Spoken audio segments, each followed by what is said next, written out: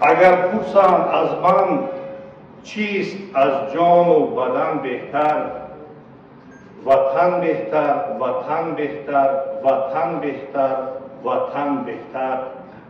امروز ما در عرفه 79مین سالگرد غلبه بزرگ و عالمشمول خلق‌های سابق اتحاد شوروی در جنگ بزرگ وطنی علیه فاشیسم گیتلری قرار داریم.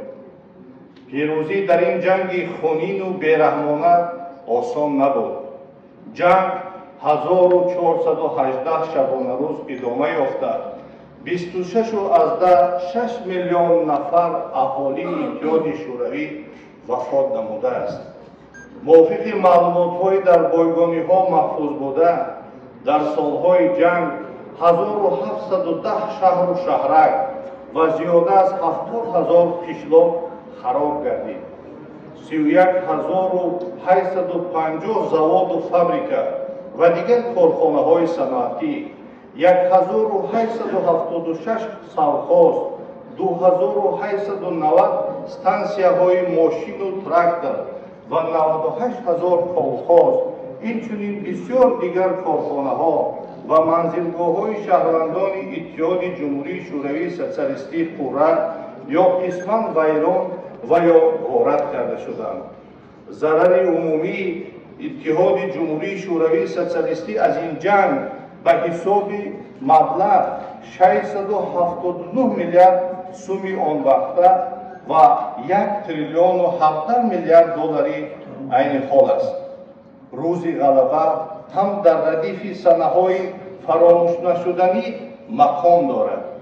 мувофиқи қонуни ҷумҳурии Тоҷикистон дар бораи рӯзҳои ид аз 2 августи соли 2011 ҳар сол 9 май ҳамчун рӯзи ғалаба дар ҷанги бузурги ватанӣ ҷашн гирифта мешавад.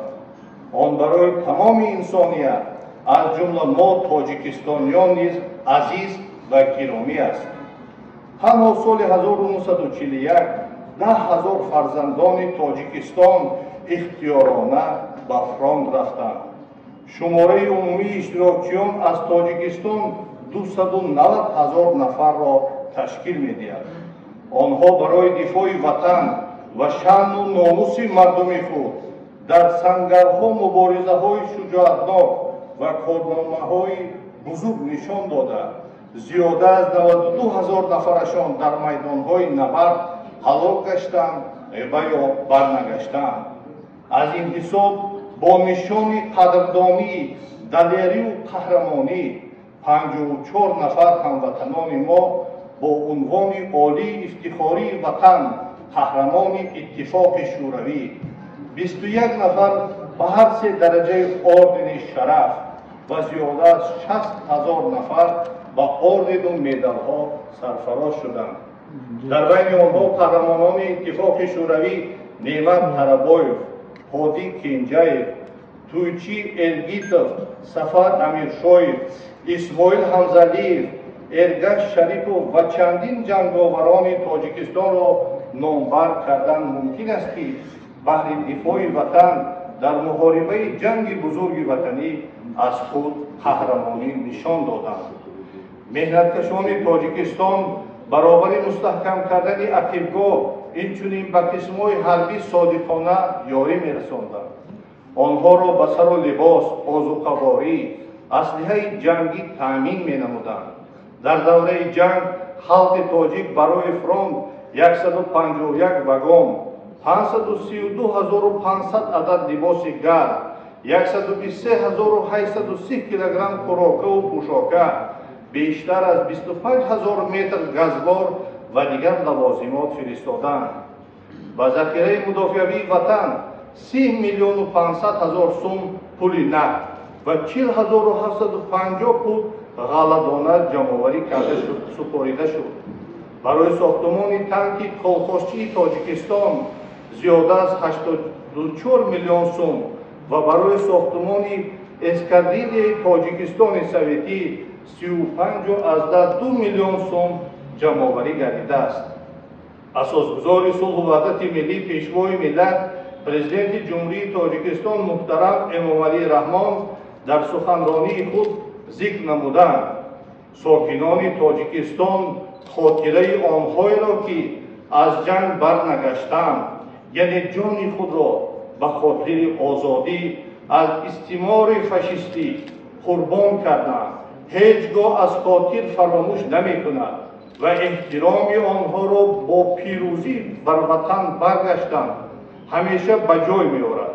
дар солҳои ҷанги бузурги ватанӣ дар баробари родмардони тоҷик ҳамчунин занону кӯҳансолон ва наврасони кишварамон дар ақибгоҳ шабонарӯзӣ заҳмат кашида дар таъмини афсарону сарбозон ба маводи ғизоӣ, саруллибос ва дигар лавозимоти зарурӣ кӯмак мерасонданд ва саҳми шоистаи худро барои наздик овардани ғалаба мегузоштанд. ҳукумати тоҷикистон аз оғози даврони соҳибистиқлолӣ ба масъалаи ғамхорӣ дар ҳаққи маъюбон ва оилаҳои иштирокчиёни ҷанг эътибори ҷиддӣ зоҳир карда ин иқдомро то имрӯз идома дода истодааст. мо ҳақ дорем ки барои қаҳрамониҳои бемисл ва шуҷоату мардонагӣ дар ба даст овардани ғалабаи бузург аз фарзандони шарафманди тоҷикистон ифтихор намоем. наслҳои имрӯзу фардо бояд ҳамеша ин қаҳрамониҳои беназирро қадрдонӣ кунанд ва дар мисоли онҳо насли ояндаи худро дар рӯҳияи ватандӯстиву хештаншиносӣ тарбия намоянд. арзишмандтарин сабаби ҷанги бузурги ватанӣ ин зарурати таъмини сулҳу субот, дӯстии халқҳо ва ваҳдати миллӣ дар кишвар мебошад. аз фурсати муносиб истифода намуда ҳамаи собиқадорони ҷангу меҳнат, ҳозирин ва кулли омӯзгорону донишҷӯёнро ба ин иди пуршукӯҳ рӯзи ғалаба табрику таҳният гуфта барояшон саломатии бардавом, саодати зиндагӣ ва комёбиҳои нав ба навро орзумандам. ташаккур ба диққататон.